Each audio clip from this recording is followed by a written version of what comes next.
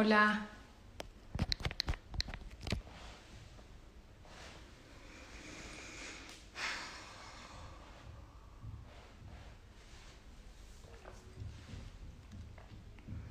Hola a todos. ¿Me van a decir si se escucha bien?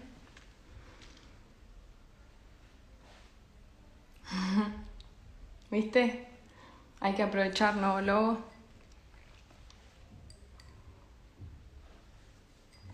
Hola.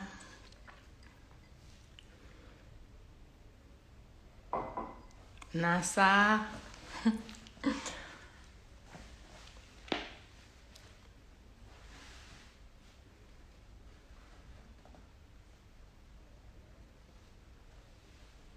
Pero...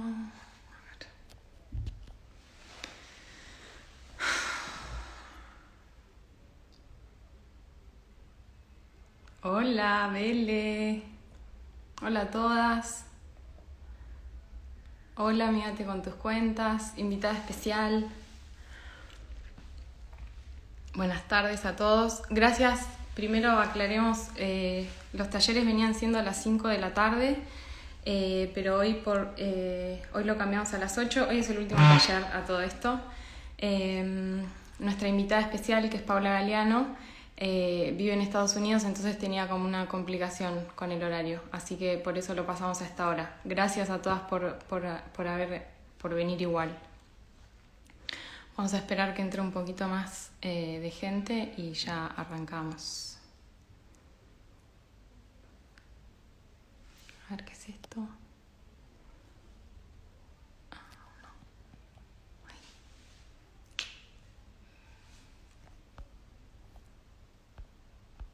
Ahí.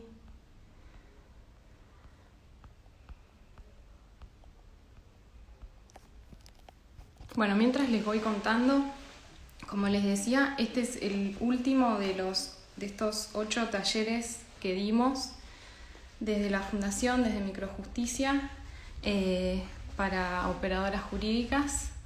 Hoy vamos a hablar un poco el taller de hoy se llama es sobre economía feminista. De lo que vamos a hablar es sobre el régimen patrimonial del matrimonio y de las uniones convivenciales, a grandes rasgos. Vamos a esperar igual que entre un poquito más de gente. Este momento es medio raro. Mientras me dicen si se escucha bien o si quizás me pongo los auriculares, no sé. A ver.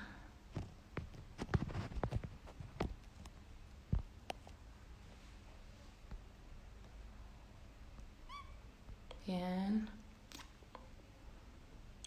Se escucha perfecto. Bárbara. Hola, Elida. Buenísimo que se escuche bien. Bueno, entonces, como les contaba, estos talleres, como todas saben, los estuvimos dando con mis compañeros de la Fundación. Uno de nosotros daba como el tema principal y después tenemos un invitado que sabe mucho del tema que elegimos. La invitada del día de hoy es Paula Galeano, que es contadora y magíster en finanzas. Paula es brillante, es muy genia explicando y haciéndonos saber de una manera muy clara y bajada a la realidad todas esas cuestiones de economía o de contabilidad que a la mayoría de los mortales o nos dan miedo o no entendemos o nos enroscamos o nadie sabe hacer y nadie te sabe explicar. Bueno, Paula es la persona para aprender todo eso. Su Instagram es amigate con tus cuentas y la idea de Paula es esa, justamente, como bajar todas esas cosas a un lenguaje un poco más sencillo o explicarnos cosas que en general no te explica nadie. Así que bueno, si quieren vamos a ir empezando. Si me dicen que se escucha bien, vamos empezando, y si se llega a trabar o si me empiezo a escuchar medio cortada o algo por el estilo, me avisan y vemos qué pasa con internet o me pongo los auriculares. Pasa que yo así estoy más cómoda con el teléfono así apoyado. Este pedido no, esto lo saco. Bien. Bueno, Les contaba, vamos a hablar sobre el régimen patrimonial. En principio vamos a hablar en realidad sobre las formas de manejar los bienes a partir del matrimonio o de una unión convivencial.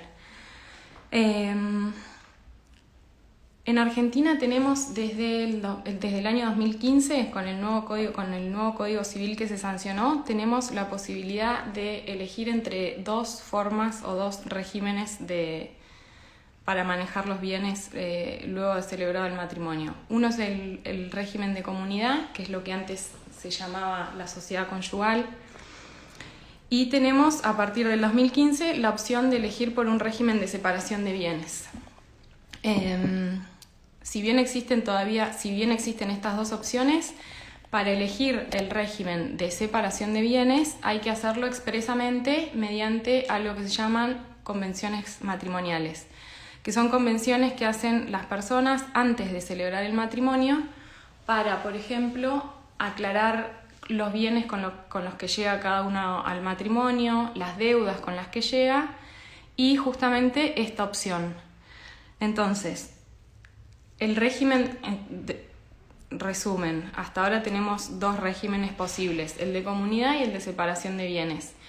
El régimen de comunidad sigue siendo de aplicación supletoria. Esto significa que si no se manifiesta que se quiere elegir el régimen de separación de bienes, se aplica supletoriamente el régimen de comunidad.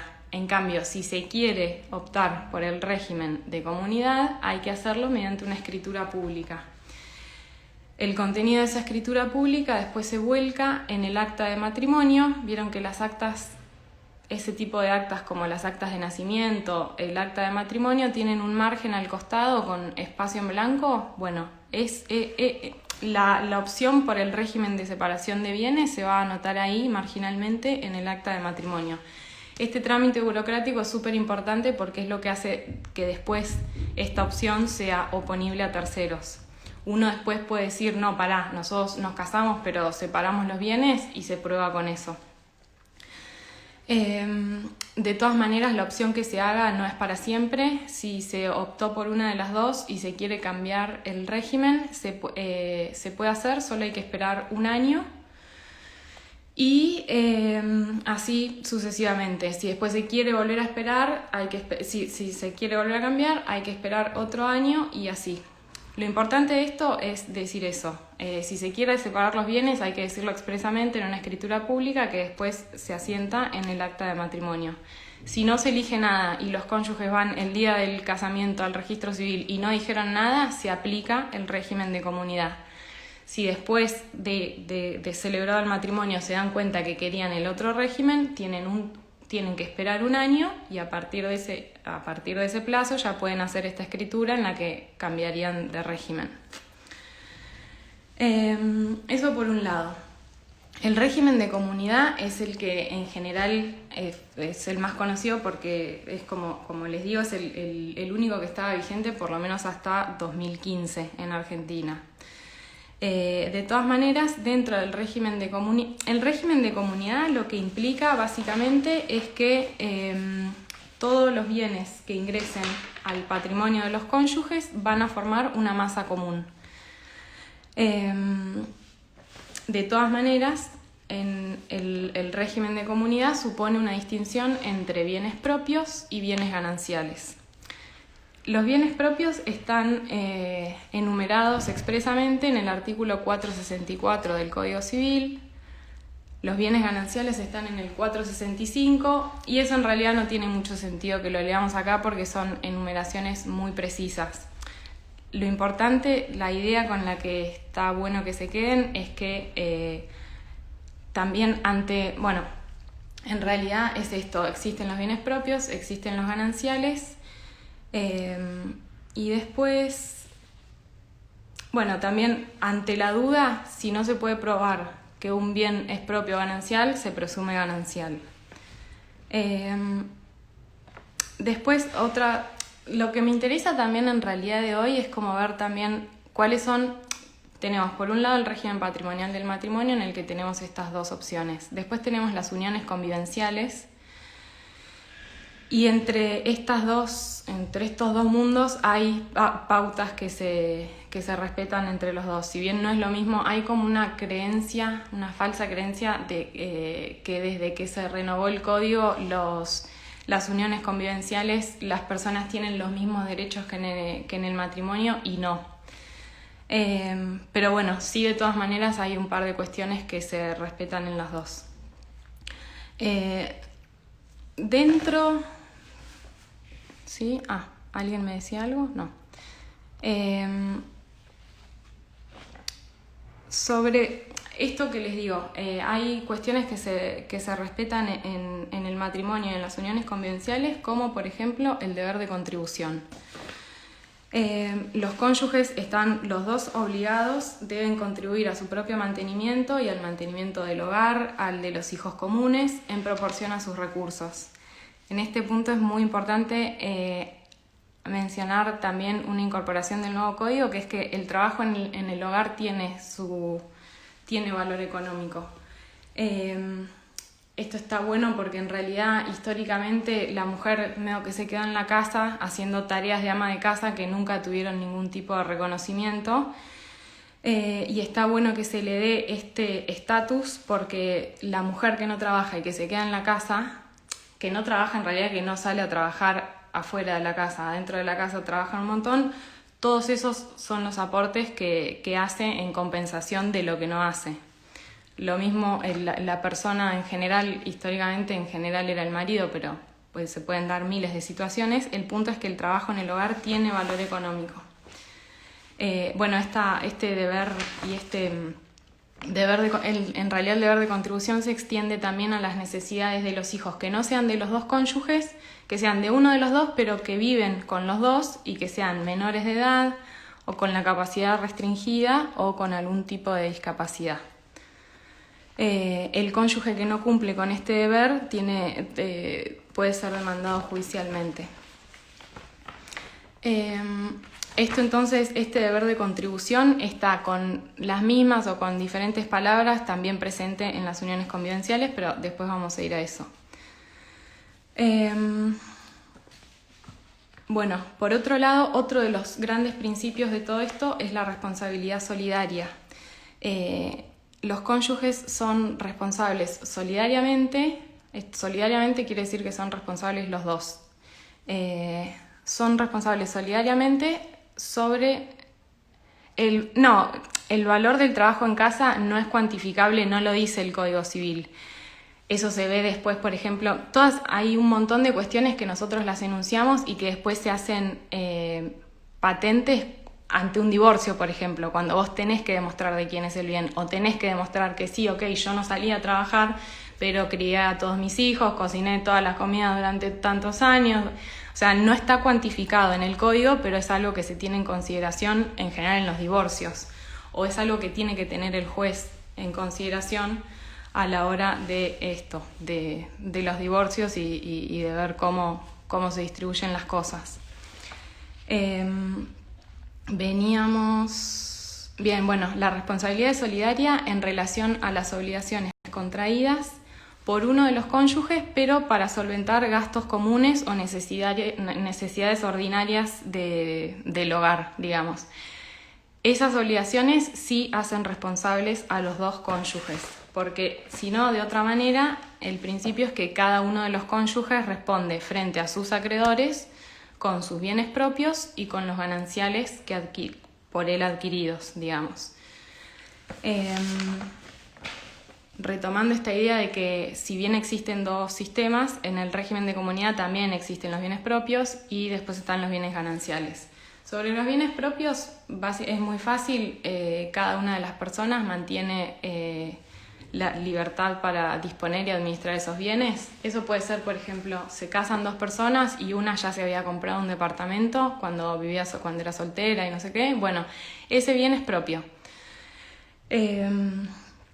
Sobre ese bien va a mantener, o sea, lo va a poder vender cuando quiera, lo va a poder alquilar cuando quiera, le va a poder hacer los arreglos que quiera y listo. O sea, eso va a pertenecer a él.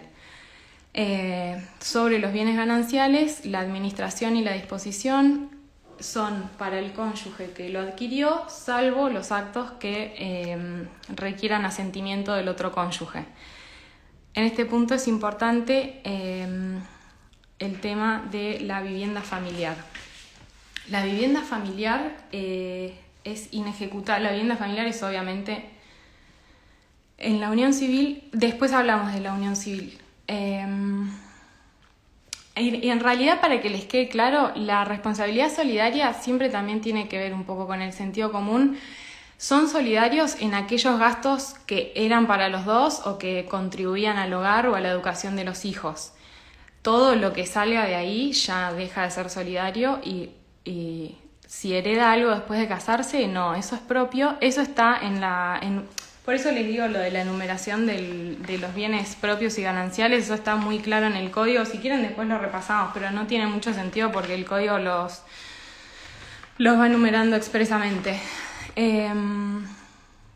La vivienda familiar. Este es un principio que también se mantiene en los dos sistemas y un poco también en la unión convivencial.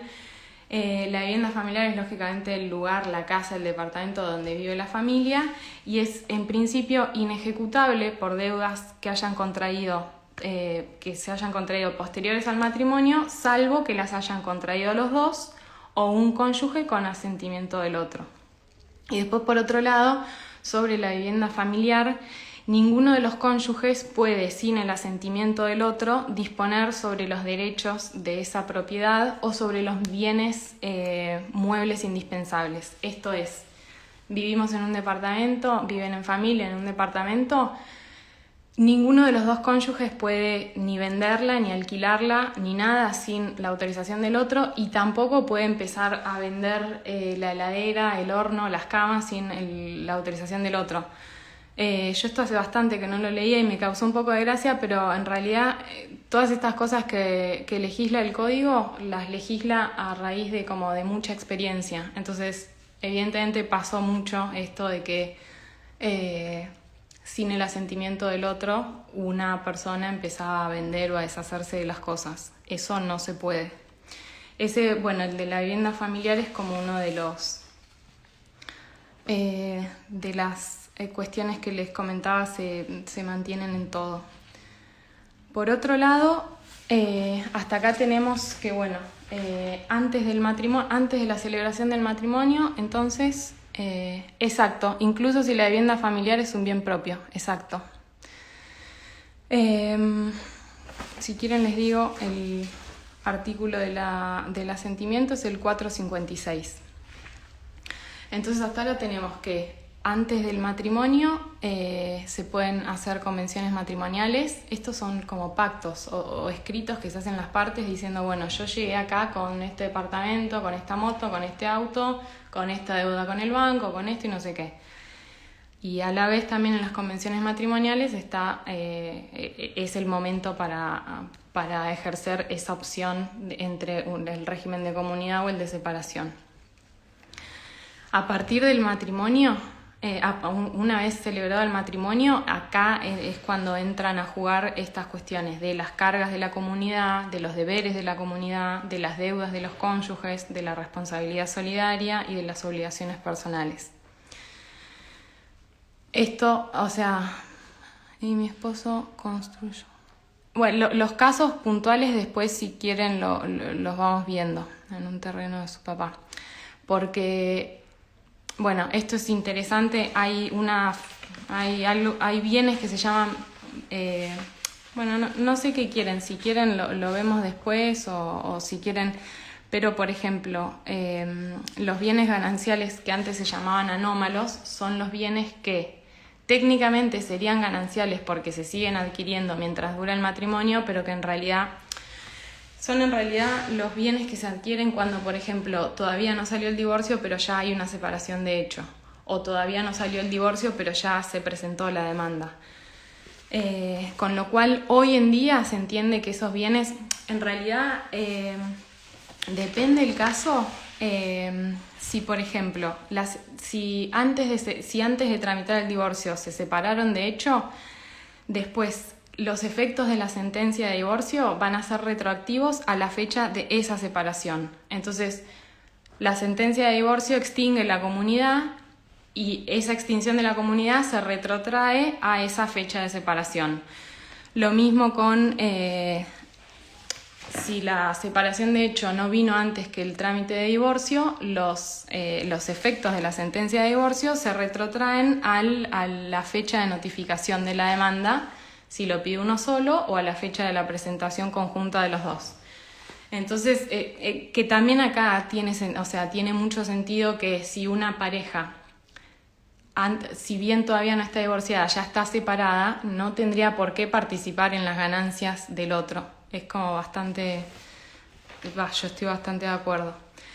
Después tenemos, todo esto que venía antes del matrimonio, durante el matrimonio, que es lo que dijimos... durante el matrimonio tenemos cargas de la comunidad, que son cuestiones de las que están a cargo los dos cónyuges, valga la redundancia.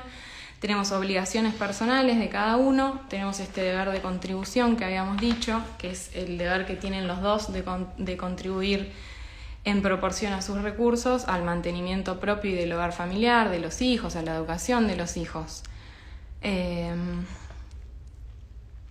Y después tenemos todo lo que sucede a partir del divorcio. En realidad los efectos patrimoniales, pasan un montón de cosas después del divorcio, pero lo que nos interesa hoy son los efectos patrimoniales del divorcio. Una vez que se presenta el escrito de divorcio, hay que incluir sí o sí un convenio regulador, que es dentro del escrito es un apartado en el que se van a pactar, o en el que depende si el divorcio, saben que el divorcio lo pueden presentar las dos partes juntas o uno solo se lo pide al otro, entre comillas. Ese convenio regulador generalmente se usa para establecer cuestiones como la atribución de la vivienda, por ejemplo. Uno de los cónyuges puede pedirla, esto tiene que ver con la otra, con un comentario que hizo alguien. Uno de los cónyuges puede pedir la atribución de la vivienda familiar, sea ese inmueble de él o sea del otro. En general, el juez tiene en cuenta determinadas pautas para fijar esa vivienda matrimonial que suelen tienen que ver con la persona a la que se le atribuye el cuidado de los hijos, la persona que queda en una situación quizás un poco más desventajosa, como para proveerse vivienda por sus propios medios, el estado de salud y edad de ambos cónyuges y los intereses de otras personas que integren el grupo familiar. Todo esto, dicho fácil, es eso.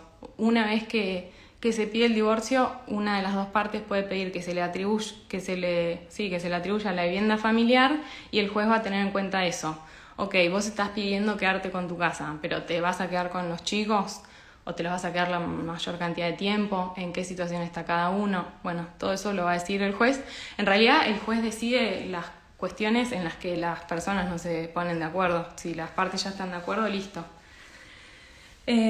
Otro de los aspectos que tiene que tener el convenio regulador es la distribución de los bienes, es qué se va a quedar cada uno, es decir, de lo que adquirimos en lo que duró todo nuestro matrimonio, la casa de la Costa se la queda ella, el auto me lo quedo yo, esto simplemente. Eso también depende si el divorcio lo inicia una de las partes, él pone una propuesta, la otra parte dice sí, estoy de acuerdo o no estoy de acuerdo, y si los dos solicitan el divorcio de manera conjunta, ya van a estar de acuerdo. Por otro lado, tenemos la responsabilidad parental, lógicamente, el régimen de contacto, y también este es el momento para pedir compensaciones económicas, que este también es un punto interesante y es otro de los que se comparten también con las uniones convivenciales, es como una posibilidad. Las compensaciones económicas las podría solicitar el cónyuge que quedó en una situación un poco más desventajosa que el otro a raíz del divorcio, que esto en general son los casos, justamente lo que veníamos hablando históricamente, como era el hombre el que salía a trabajar y la mujer se quedaba en la casa siendo ama de casa. En el momento del divorcio la mujer se veía como encima que se tenía que hacer cargo de los hijos, como teniendo que reinsertarse al mundo laboral y todo eso. Las compensaciones económicas se crearon un poco para suplir esa diferencia. Esto por un lado. Bueno, por ahora estos son los aspectos como generales del régimen de comunidad. Después tenemos dentro del matrimonio el otro régimen, que es el de separación de bienes, en el que básicamente cada uno conserva la libre administración y disposición de los bienes con la salvedad de la vivienda familiar. Quizás están viviendo en una casa que es de uno solo de los cónyuges, pero de todas maneras no se puede disponer libremente de ella. En realidad eso, una vez que dentro del matrimonio se opta por esta separación, es todo muy claro, lo que es de uno, lo que es de otro es de otro, y punto. Y después, por otro lado, tenemos las uniones convivenciales, las uniones convivenciales que se reconocieron ahora también, según el Código, esto está regulado en el artículo 509. Para el Código Civil, las uniones convivenciales son uniones basadas en relaciones afectivas de carácter singular, esto es solo entre dos personas, pública, notoria, estable y permanente, de dos personas que conviven, que tienen un proyecto común, sean del mismo sexo o no, y tienen que tener un mínimo de 2 años. Estas uniones convivenciales... para la compensación económica no, hay un plazo. Después leemos bien las preguntas. No, hay un plazo para pedir compensación económica, así que no, después lo vemos bien en detalle igual. Entonces las uniones convivenciales son uniones basadas en relaciones afectivas, tienen que tener estos requisitos de notoriedad, ser públicas, estables, permanentes y un mínimo de 2 años. Las uniones convivenciales se pueden registrar, pero solo a los fines probatorios, en realidad. Sirve para después... La prueba, en realidad, procede cualquier medio de prueba para probar una unión convivencial, pero si esa unión convivencial fue registrada en su momento, ya esa prueba es suficiente. Entonces, el registro sirve para la prueba y en realidad no puedes hacer una nueva unión convivencial sin cancelar la preexistente. Después tenemos dentro de la convivencia los pactos de convivencia, que como indica el nombre son cuestiones que se pactan en relación a cómo va a funcionar esa convivencia, más que nada en relación, este es el artículo 514. Los pactos de convivencia pueden regular, entre otras cuestiones, la contribución a las cargas del hogar durante la vida en común, porque como lógicamente esto no está regulado por lo que veníamos hablando, que es el régimen patrimonial del matrimonio, esto en realidad las uniones convivenciales se rigen o por estos pactos de convivencia o por la vida misma. Pero en estos pactos se puede justamente hablar de eso, la contribución a las cargas del hogar durante la vida en común, la atribución del hogar común en caso de ruptura, la división de los bienes obtenidos por el esfuerzo común en caso de ruptura de la convivencia. Esto hasta ahora. Después, durante la convivencia, los efectos, es esto que hablamos. Yo no sé por qué, como que está mucho esa idea. Después voy viendo si hace la desvinculación de convivencia, pero luego de un tiempo se vuelven a convivir. No entendí eso. En realidad pueden volver todas las veces que quieran, no hace falta volver a registrar la unión convivencial, o sí, es lo que les decía, es una cuestión de prueba básicamente. No entendí eso, se vuelve a convivir origen de los derechos, no entendí.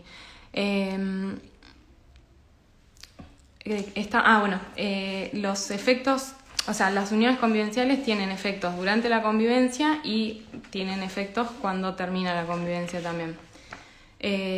Sobre los efectos durante la convivencia es esto, esto que venía diciendo, no sé por qué, es como que se cree que a partir del nuevo código las personas que no se casaron y tienen una unión convivencial quedaron equiparados a los cónyuges en el matrimonio o eventualmente en el divorcio, y no, en realidad no. O sea, lo que está así equiparado es esto de la responsabilidad solidaria en relación a las deudas que se contraigan en pos por necesidades comunes, por educación de los hijos.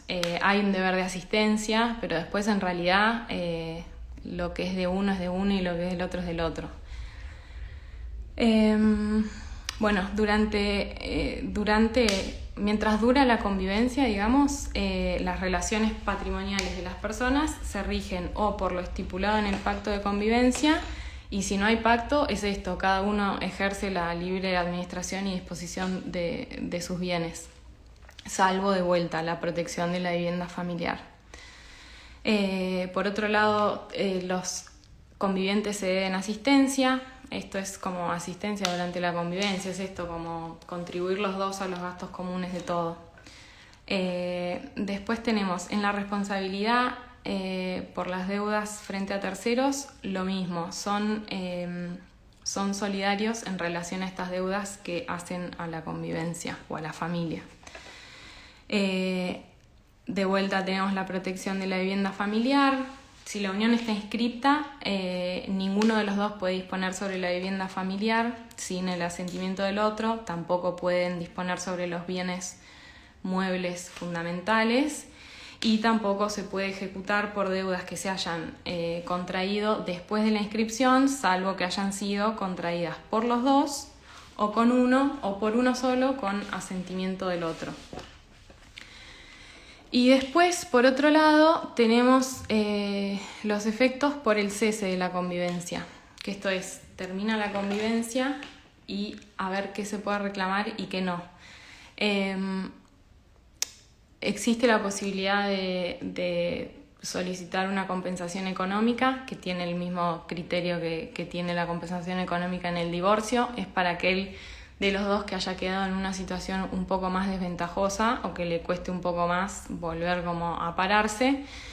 Y son compensaciones que se pueden pagar o en dinero o con el fruto de otro, que puede ser que durante 2 años te den el alquiler de un departamento que tiene la otra persona, por ejemplo. En ningún caso esa fijación de esa compensación va a poder durar más que los años que tuvieron de convivencia.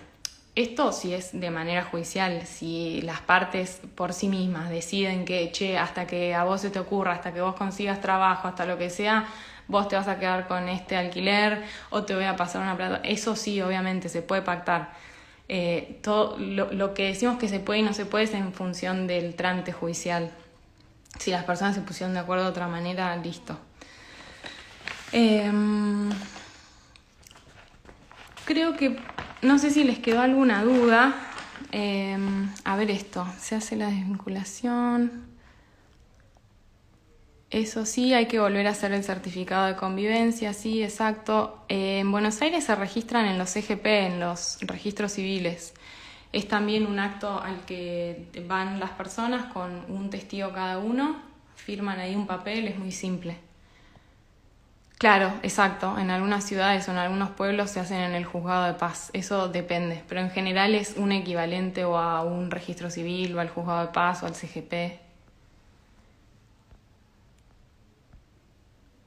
A ver.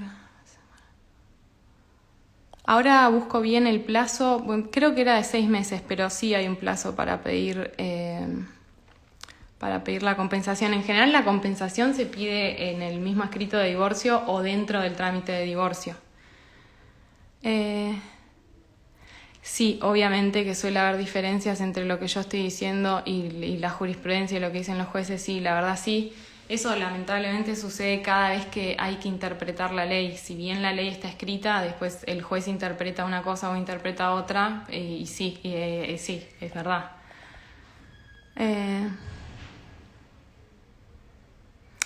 Lo de tener cuenta afuera y no declararla, todas estas cosas en realidad cobran importancia cuando tenés que reclamar algo. Mientras está todo bien y está todo fantástico, no, digo, en realidad es todo, como casi todo en derecho, es una cuestión de prueba. Es ver cómo probás vos que esa cuenta no es tuya, cómo prueba el otro que vos esa cuenta la tenías, depende.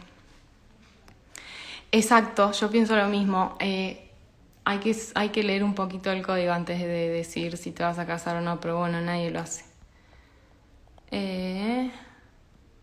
Bueno, si tienen alguna duda, si no hay unión civil y tampoco matrimonio, pero hay bienes comunes, ¿cómo se resuelve ante una reparación? Bueno, eso sí, es esto justamente.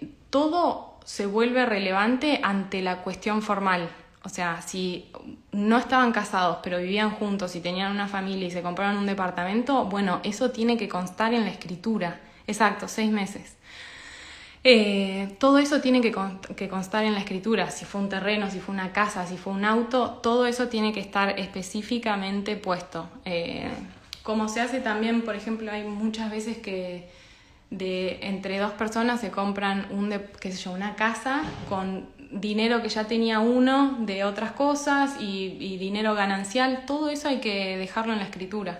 Es la única manera de después tener un poco... Porque en definitiva un bien es de alguien o es de otra persona según lo que diga la escritura.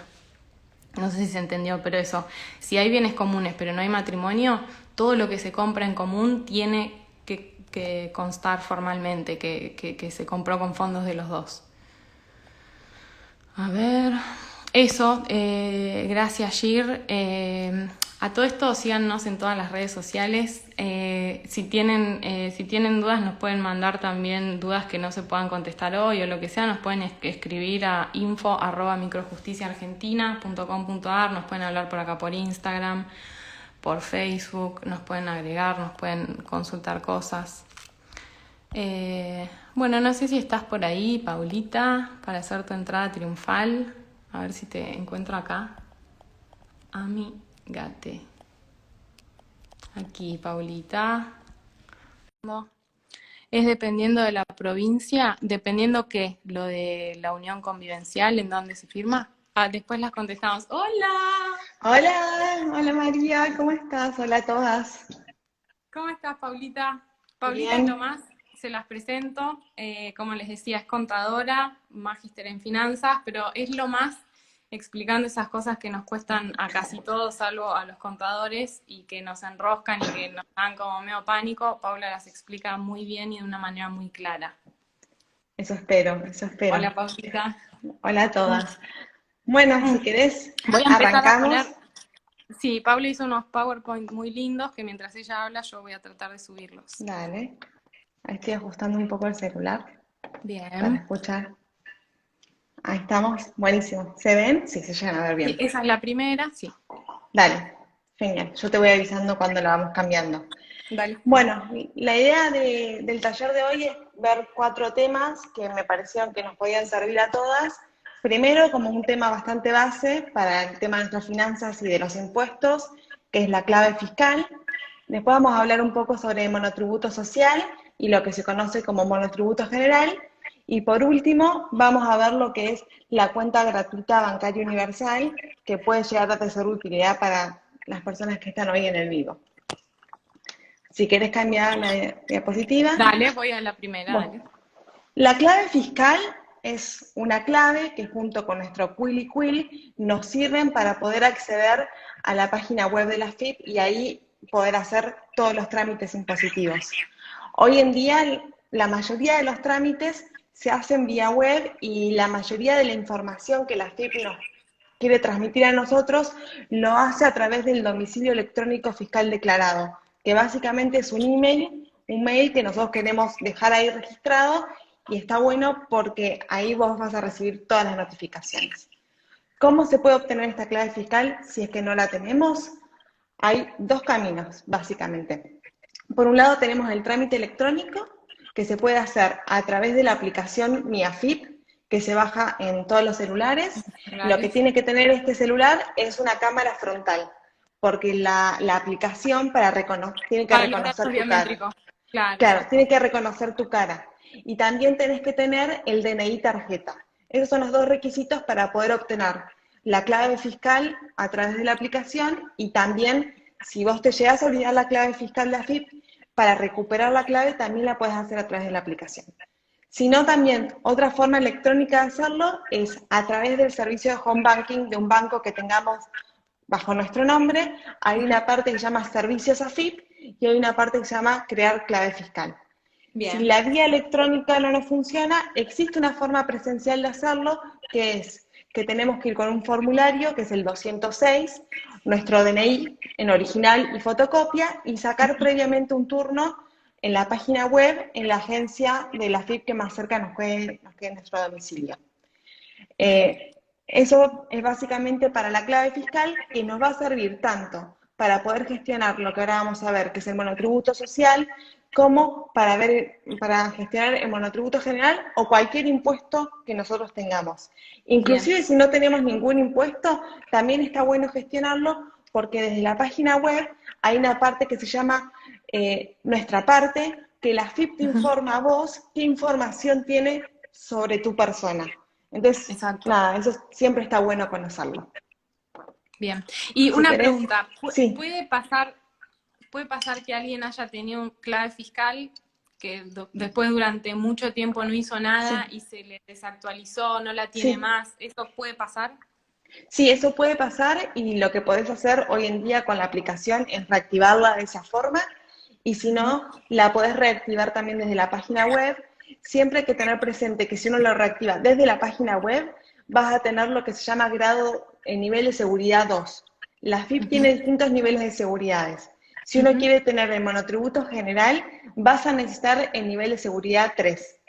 Ok, Entonces ahí o vas a tener que regenerarla desde tu cajero automático o ir en persona o a través del celular. Si lo haces únicamente por la página web, te va a dar el nivel de seguridad 2. perfecto. Eh, me pareció algo. Bueno, si querés pasamos a la de monotributo social, a la Sí, siguiente. perfecto. Vos decime, porque yo como te veo, a vos hay una parte de la diapositiva que no veo, pero ¿es esa? No, Perfecto. bueno, Sí, es esa. Sí. Ah, no, acá no, perfecto, ese es el general. Tienes perfecto. una que dice, María, esa no es. Pero no No, es importa. esta. Debe ser, no, acá, monotributo social. Ah, esa, Yo por lo menos perfecto. la veo, sí. Sí. Bueno, el monotributo social es un régimen tributario que te va a permitir a vos poder facturar, es Ujú, decir, que eso te va a permitir a la persona ser tanto proveedor del Estado como de sí. una organización sin fines de lucro, como de una empresa Ujú, privada. Te ujú. permite a la persona acceder a una obra social y te Bien, permite empezar a hacer aportes jubilatorios. Esos bien. son como todos los beneficios que tiene. Y en general se puede usar como para proyectos medio cooperativos, para proyectos Claro, que no van a tener un límite tan alto de facturación, digamos, ¿o no? exacto. ¿Quiénes pueden inscribirse? Quienes formen parte de una cooperativa que tiene que Bien, tener como mínimo 6 personas, quienes bien. realicen una actividad de manera independiente o quienes Ujú, formen parte de un proyecto productivo de hasta tres perfecto, personas. Lo que perfecto. tiene, como decís vos, el monotributo social tiene varias condiciones y una de ellas es que uno no puede anualmente facturar más de 208.739 pesos con 25 centavos, que Ok, básicamente la persona que está bajo el monotributo social no puede facturar más de la categoría más baja del monotributo general, que es la categoría A, que son estos 208. Para que acá hay una exacto. pregunta. Sí, eso estaba leyendo. Lula, lo que se hereda es propio, en Sí, y paréntesis. acá hay una pregunta de Sol. Sol, lo que va a pasar ahí es, si a veces no vendés nada y a veces vendés, hay en el monotributo tenés recategorizaciones semestrales. Entonces, vos vas a tener que analizar en enero y en junio tu facturación de los últimos 12 meses anteriores. En función de lo que vos declares a la FIP, va a ser la categoría que te van a corresponder para los próximos 6 meses subsiguientes. Pero Ok, sí lo que pasa es que vos no podés estar bajando y subiendo de categoría a cada rato. todos los meses. Ok. Están las dos recategorizaciones que son semestrales y en esos momentos vas a poder recategorizarte. Pero después, no.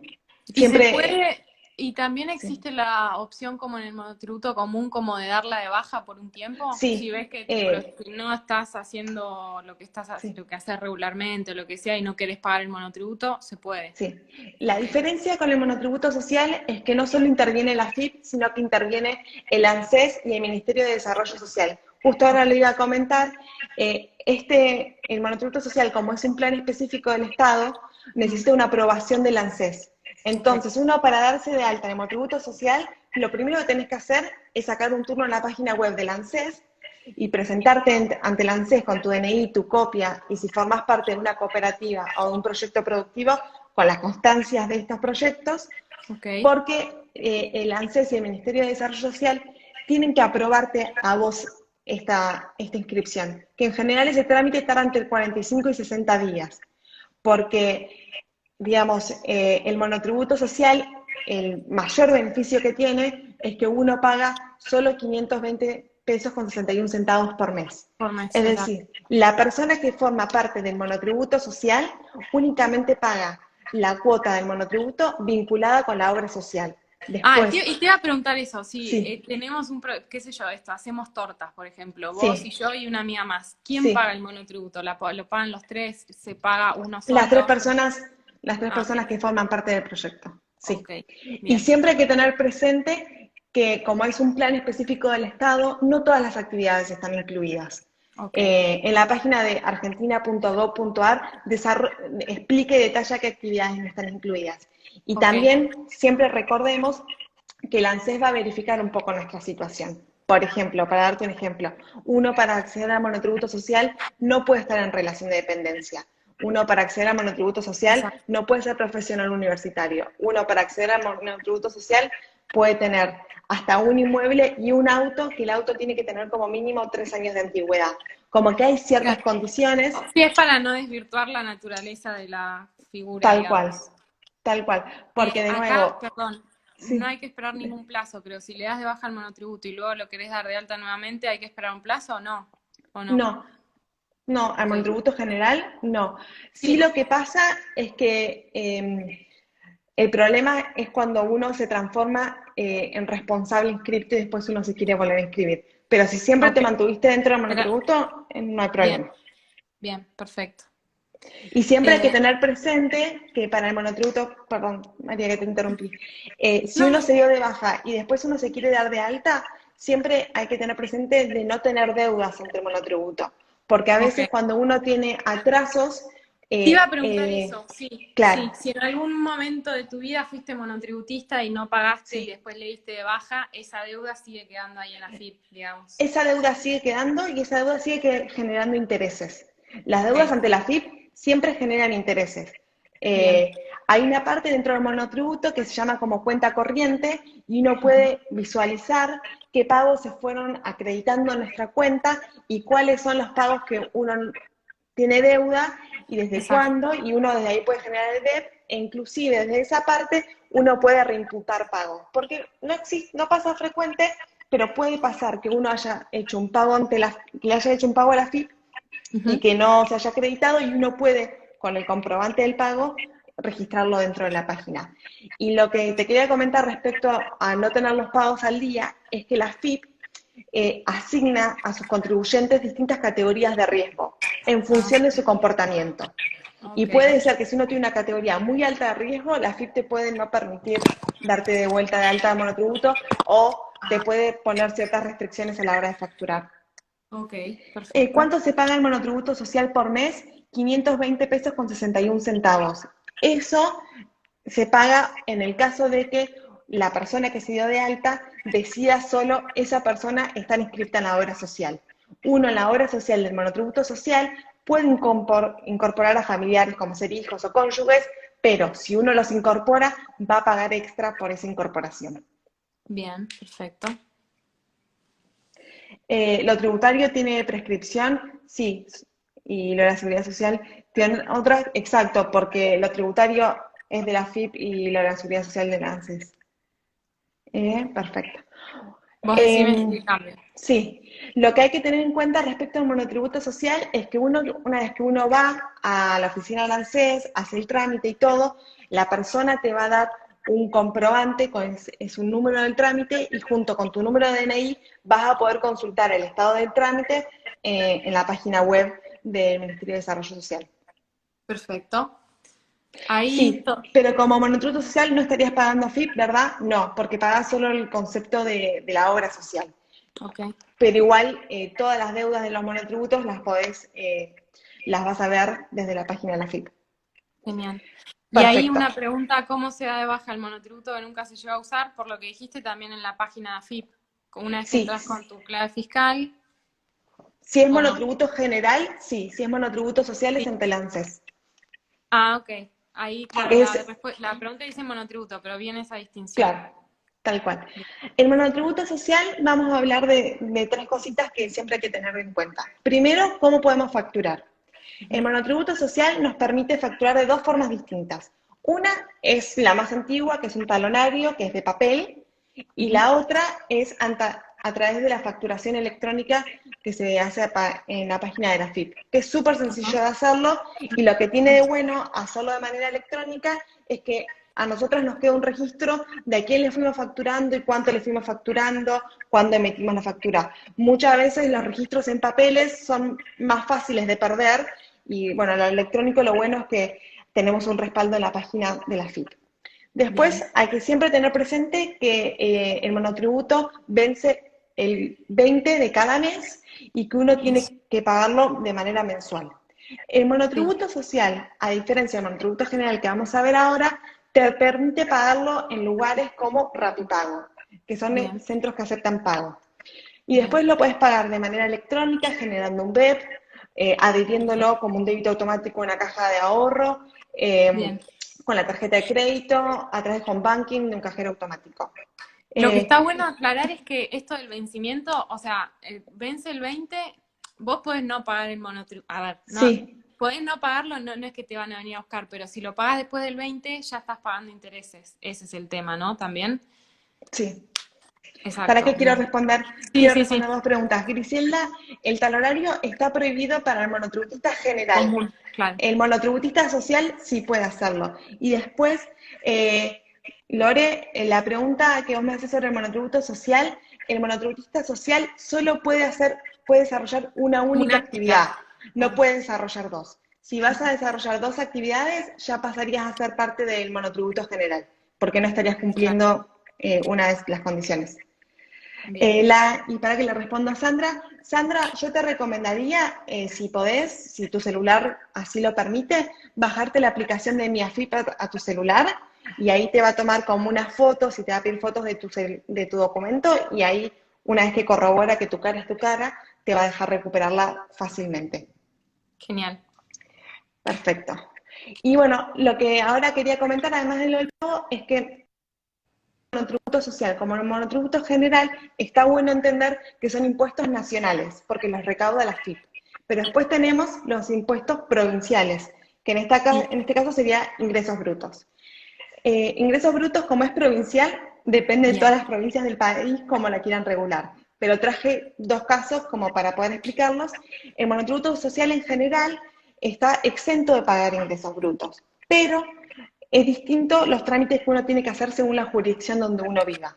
En el caso de la Bien. provincia de Buenos Aires, están exentos los monotributistas sociales de pagar el ingreso bruto, pero hay que hacer un trámite ante ARBA, en la página web, declarándolo y anualmente uno tiene que hacer una declaración jurada de lo que facturó para poder seguir en esa exención. En el caso de la Ciudad Autónoma de Buenos Aires, no hay que hacer ningún trámite, ya por el simple hecho de ser monotributista social, uno está exento de toda obligación ante la JIP. ¿Sí? Genial. Acá hay una pregunta. ¿Puedo ser Sí, monotributista del general si soy empleada pública nacional? sí, Yo me aventuro a decir que sí, ¿no? Sí, porque sí, hay sí, sí, mucha sí, gente, depende, quizás depende si tenés un cargo público, pero en realidad hay mucha gente que tiene su profesión liberal y que a sí. la vez tiene un trabajo en el Estado y que también como tiene eso. En el caso de ser empleada del Estado, que bueno, lo fui, así que voy a hablar de la experiencia, muchas veces lo que no te permiten es desarrollar ciertas actividades, pero no es que no te Claro, permiten desarrollar otra actividad económica, es que capaz claro, alguna actividad en sí no la puedes desarrollar. genial. Eh, bueno, y ahora vamos a pasar un poco al monotributo general.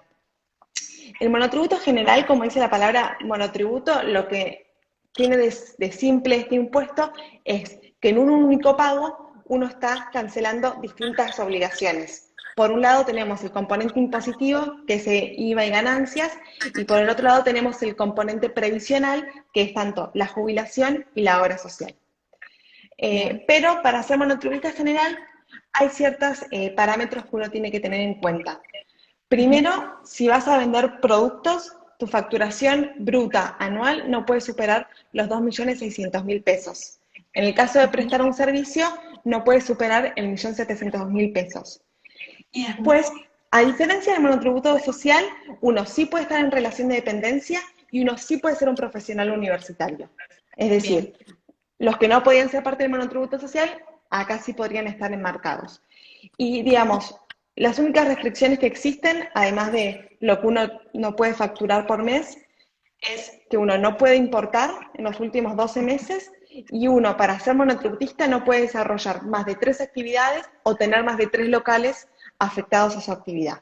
Si Bien, uno cumple con eso, puede estar dentro del monotributo general.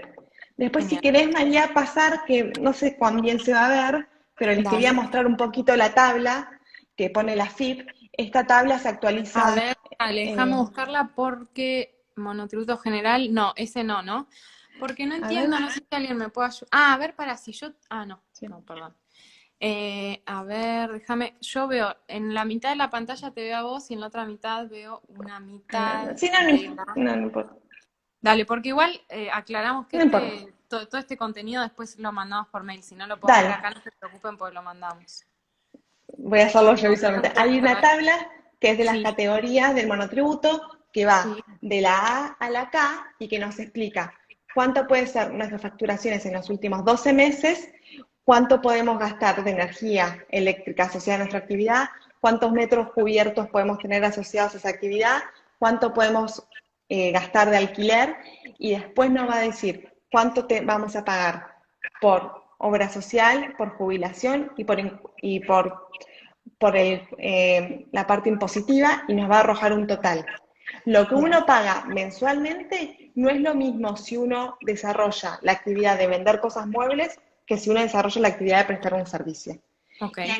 Y como dijimos recién, si vos vendés cuestiones muebles puede llegar hasta 2.600.000 de facturación. Si uno Ujú. presta servicio es hasta 1.700.000. ¿Esto Ok. qué quiere decir?